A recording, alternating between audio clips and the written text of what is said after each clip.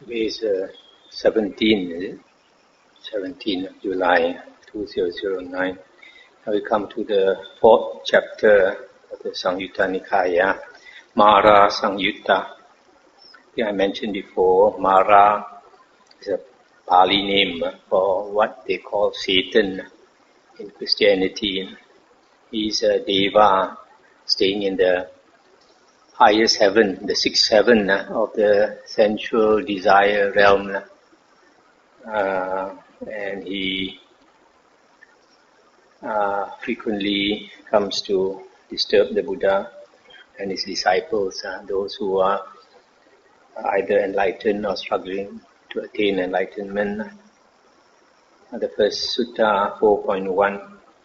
Thus have I heard, on one occasion the Blessed One was dwelling at Uruvela, on the bank of the river Naranjara, at the foot of the goat herd's banyan tree, just after he had become fully enlightened.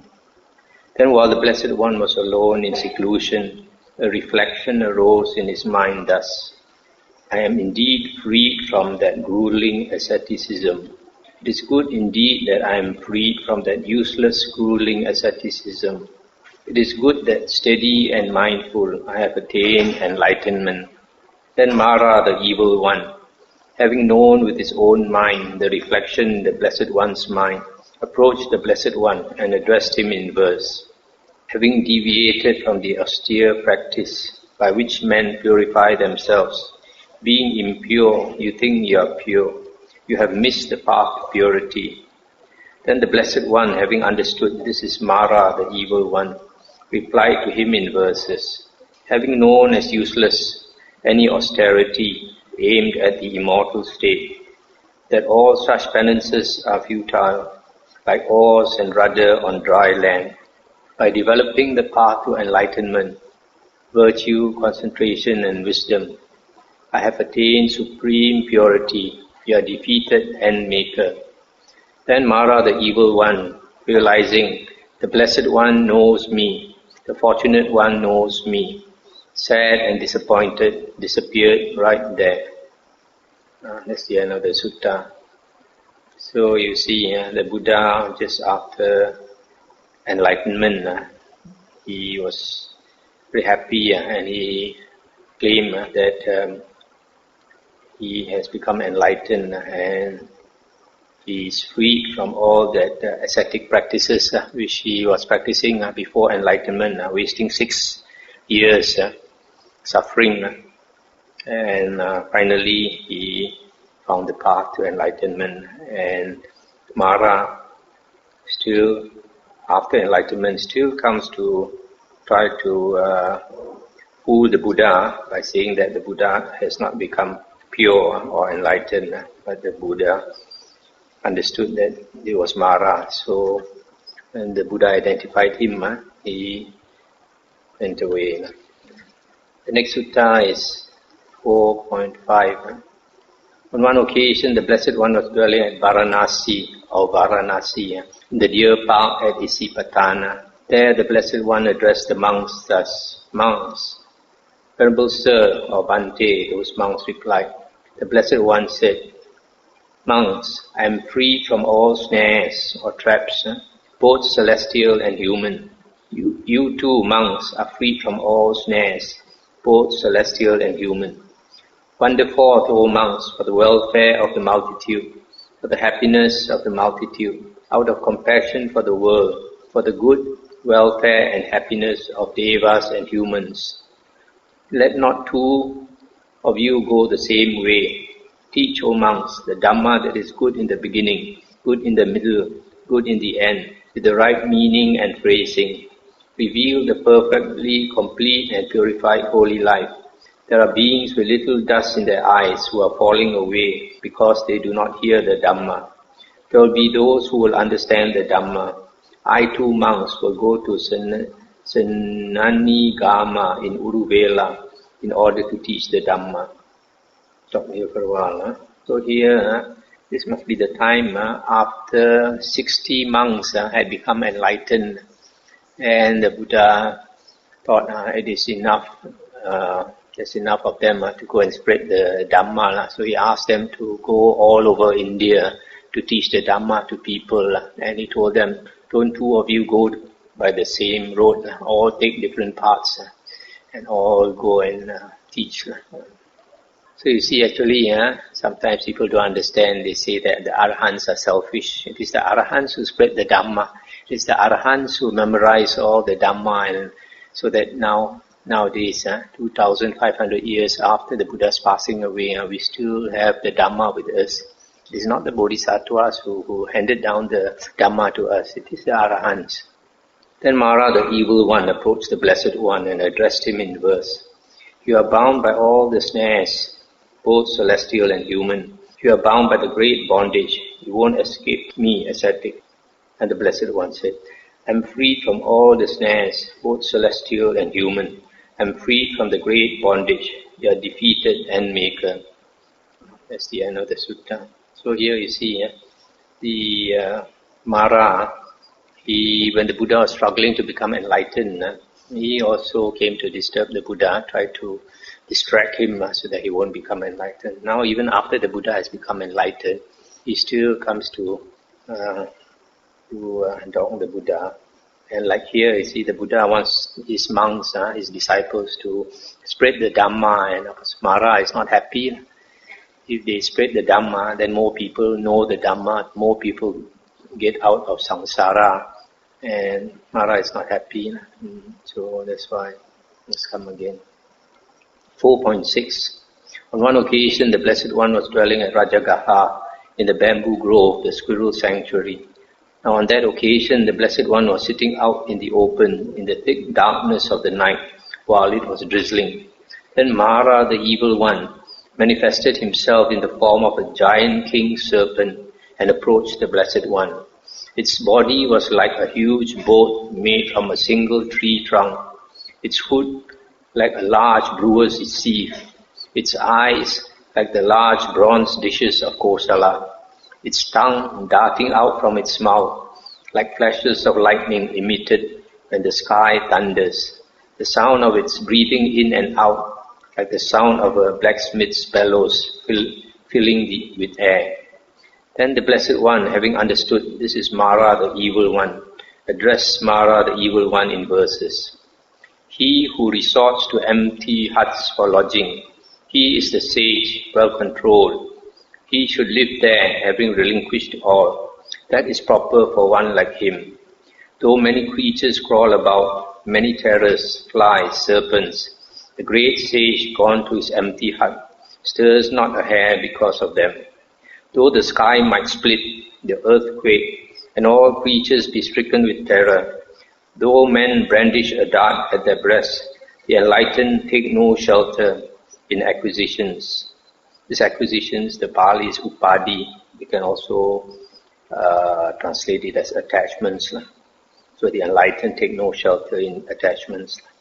Then Mara, the evil one, disappeared right there. That's the end of the sutta. So here I'm just reading one of the suttas where Mara manifested himself in different forms to frighten the Buddha or the other monks. In this case, he took the form of a huge snake, a huge naga. So if a person is not enlightened, you'll be frightened out of your mind in the darkness. Such a huge snake coming. But you see, like the Buddha and his Arahant disciples, their mind is always tranquil, so that even if something frightening occurs, the emotions are still not like unenlightened beings. Unenlightened beings, once a threat comes to your life, the fear will immediately rise. And there is nothing more frightening than the occasion when our life is threatened. In the case of the Buddha and the Arahants, they have no more self. So when their life is threatened, their emotions don't stir. There's some other sutta where the Buddha says, these Arahants, if you take a dagger and you want to stab him in the chest, he will not cry for help. There's no more self. So that's why people don't understand. People later books, they say the Arahants are selfish. How can they be selfish when they have no more self at all? So here the Buddha is saying, he who resorts to empty huts for lodging, he is the sage, self-control. He should live there, having relinquished all. So here, the real ascetics, they live in huts which are empty, empty of a friend, empty of property. There's hardly anything in the hut, just a place for him to rest. So the Buddha says, Buddha and his monks, they move from place to place, just like birds. The birds don't carry anything with them. So the same for the monks. During the Buddha's time, they just carry this one set of 3 ropes and the alms bowl. That's all. And that's enough for them to move all over India. 4.7.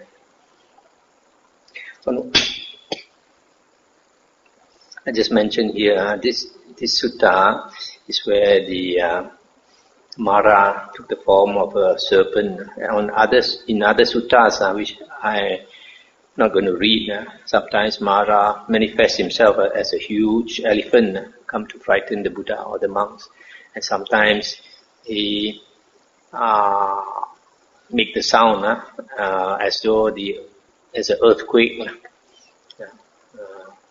And all that, just to frighten the Buddha and his monks. 4.7. On one occasion, the Blessed One was dwelling at Rajagaha in the bamboo grove, the squirrel sanctuary.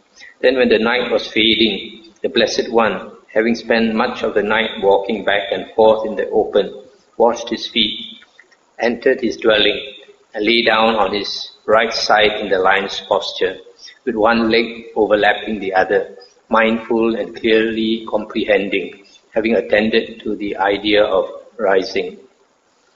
I'll stop here for a moment. You see, the Buddha and his monk disciples, you see here, when the night was fading, the Blessed One, having spent much of the night walking back and forth in the open. The night starts at about 6 p.m. So when the night was fading, probably it would be around at the end of the first watch, about 10 p.m. So the Buddha spends much of the night walking back and forth. Most of us, when the night comes, we feel exhausted. We want to lie down and take a rest. But the Buddha and his disciples, they try to maintain their wakefulness for as long as possible until they are totally exhausted. They cannot stand. Then only they go and lie down. This practice, maintaining the wakefulness, in Pali is called Jagarya Nu Yoga, from the word jaga. So we jaga our mindfulness. Then you see the Buddha, when he lies down on his right side in the lion's posture. Chinese we call what? Shi Zi Wo, lying on the right side. One leg overlapping the other. You see here, mindful and clearly comprehending, sati sampajanya. That means even when the Buddha and his monk disciples, when they lie down, they don't fall asleep. They still practice sati, they still practice sampajanya. They are still mindful and they are still remembering their meditation subject. Sati is remembering your meditation subject. So like if they are meditating on the breath, even he lies down also, he still watch the breath. Try not to fall asleep. Then Mara, the evil one, approached the Blessed One and addressed him in verse. What? You sleep? Why do you sleep? What's this? You sleep like a wretch. Thinking the hut's empty, you sleep. What's this? You sleep and the sun has risen. And the Buddha said, within him craving no longer lurks, entangling and binding, to lead him anywhere, with the destruction of all acquisitions or attachments. The awakened one sleeps. Why should this concern you, Mara? Then Mara, the evil one, disappeared right there. So you see, the Mara is always coming to disturb the Buddha. But once the Buddha says that the Buddha recognizes him, then he will go away. 4.9. Thus have I heard. On one occasion, the Blessed One was dwelling at Rajagaha in the bamboo grove, the squirrel sanctuary. There the Blessed One addressed the monks thus, "Monks, noble sir," those monks replied. The Blessed One said this, "Monks, this lifespan of human beings is short. One has to go on to the future life. One should do what is wholesome and lead the holy life. For one who has taken birth, there is no avoiding death. One who lives long, monks, lives 100 years or a little longer." Then Mara, the evil one, approached the Blessed One and addressed him in verse. "Long is the lifespan of human beings. The good man should not disdain it. One should live like a milk-sucking baby. Death has not made its arrival." And the Buddha said, "Short is the lifespan of human beings. The good man should disdain it. One should live like one with head aflame, or the head burning. There is no avoiding death's arrival." Then Mara, the evil one, disappeared right there. So there are many instances, the end of the sutta. There are many instances like this when the Buddha is trying to teach Dhamma to the monks or to some lay person, and the Buddha comes to, the Mara comes to disturb them and sometimes try to control their minds so that they don't understand the Dhamma. Here he's trying to contradict the Buddha, but when the Buddha recognized him, then he left.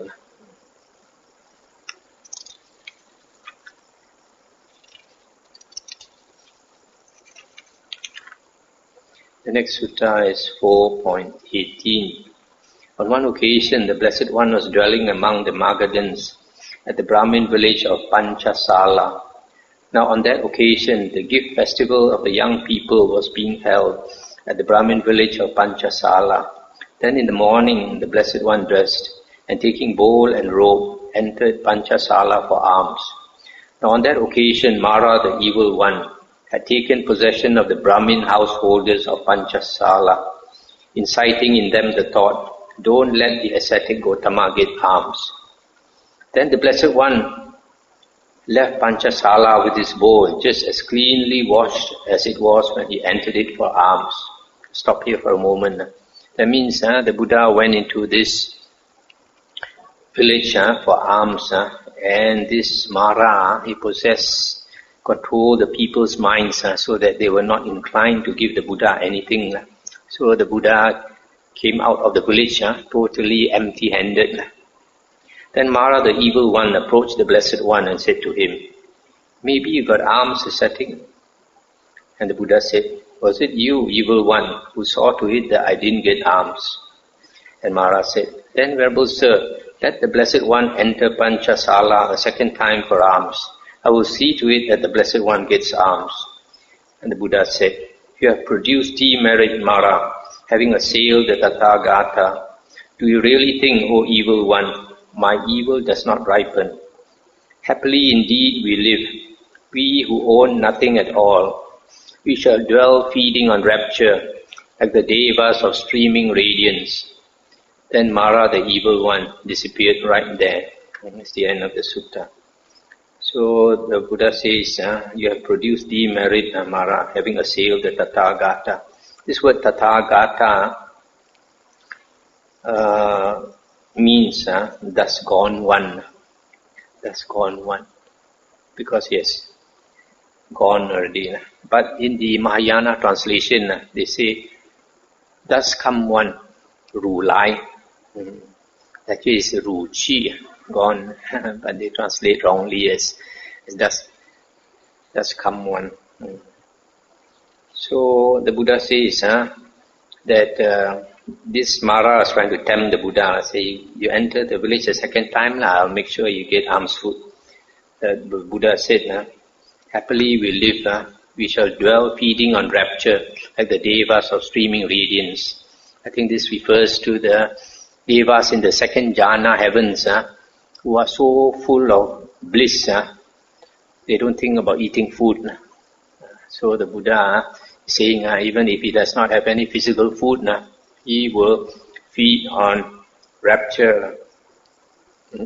He will enter the jhanas and dwell blissfully. So you see somebody like the Buddha, his meditation is so good that even he does not get food, he will just abide in bliss, probably the whole day. 4.19, that's Savatthi.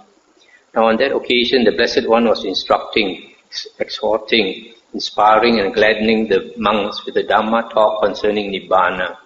And those monks were listening to the Dhamma with eager ears, attending to it as a matter of vital concern, applying their whole minds to it. 1 minute now. It just come to my...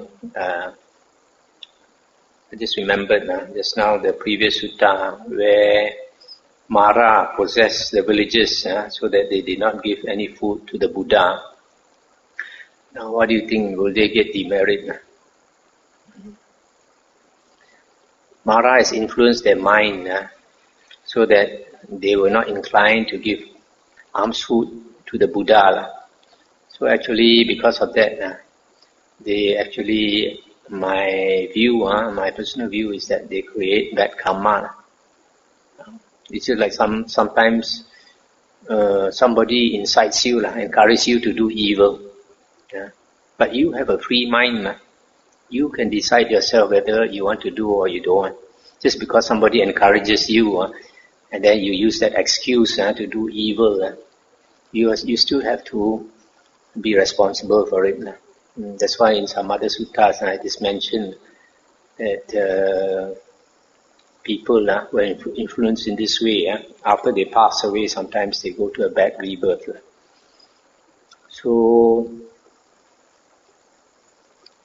even though some people may think put the blame on Mara, but it's true Mara does get demerit. Mara does evil karma, but the person who refuses to give food to the Buddha, he also does evil karma. So that's why we are responsible for anything we do. We cannot put the blame on somebody else. So coming back to this 4.19, so the Buddha was teaching the Dhamma to the monks about Nibbana. Then it occurred to Mara, the evil one. This ascetic Gautama is instructing, exhorting, inspiring and gladdening the monks who are applying their whole minds to it. Let me approach the ascetic Gautama in order to confound them. Then Mara, the evil one, manifested himself in the form of a farmer, carrying a large plough on his shoulder, holding a long goat stick, his hair disheveled, that means untidy, wearing hempen garments, rough garments, his feet smeared with mud. He approached the Blessed One and said to him, "Maybe you've seen oxen, ascetic." And the Buddha said, "What are oxen to you, evil one?" And then Mara said, "The eye is mine, ascetic. Forms are mine. Eye contact and its base of consciousness are mine. Where can you go, ascetic, to escape from me? The ear is mine. Sounds are mine. Etc. The nose is mine, ascetic. Odors are mine, etc. The tongue is mine, ascetic. Tastes are mine. The body is mine, ascetic. Tactile objects are mine. The mind is mine, ascetic." The first mind is M-I-N-D, the second mind is M-I-N-E. The mind is mine, ascetic. Mental phenomena are mine.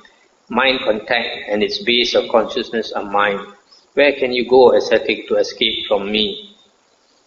I'll stop here for a moment. So here, Mara is saying, the six consciousness which makes up the world belongs to me. So you cannot escape from me as long as you exist. When we exist, we are in the world of the six consciousness. And the six consciousness is full of temptation. The six objects, six sense objects tempt us. Then the Buddha said, "The eye is yours, evil one. Forms are yours. Eye contact and its base of consciousness are yours.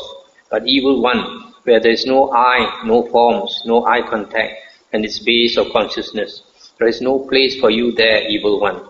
The ear is yours, evil one. Sounds are yours. Ear contact and its base of consciousness are yours. But evil one, where there is no ear, no sounds, no ear contact, and its base of consciousness. There's no place for you there, evil one. The nose is yours, evil one. Odors are yours. Nose contact and its base of consciousness are yours. But evil one, where there is no nose, no odors, no nose contact, and its base of consciousness, there is no place for you there, evil one. The tongue is yours, evil one. Tastes are yours. Tongue contact and its base of consciousness are yours. But evil one, where there is no tongue, no taste, no tongue contact, and its base of consciousness, there is no place for you there, evil one. The body is yours, evil one. Tactile objects are yours. Body contact and its base of consciousness are yours. But evil one, where there is no body, no tactile objects, no body contact, and its base of consciousness, there is no place for you there, evil one. The mind is yours, evil one. Mental phenomena are yours. Mind contact and its base of consciousness are yours. But evil one, where there is no mind, no mental phenomena, no mind contact and its base of consciousness, there is no place for you there, evil one.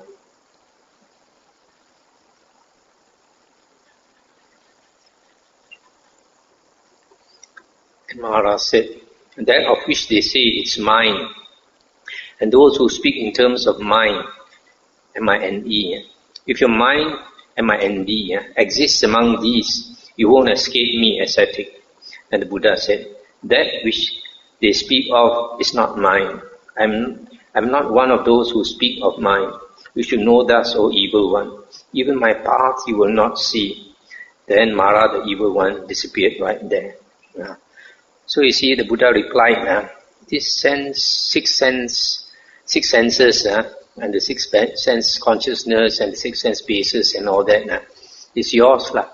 But where there is no six sense, no six bases, no six sense consciousness, there's no place for you. Because the state of Nibbana, or Parinibbana, is out of these six sense, the world of the six senses.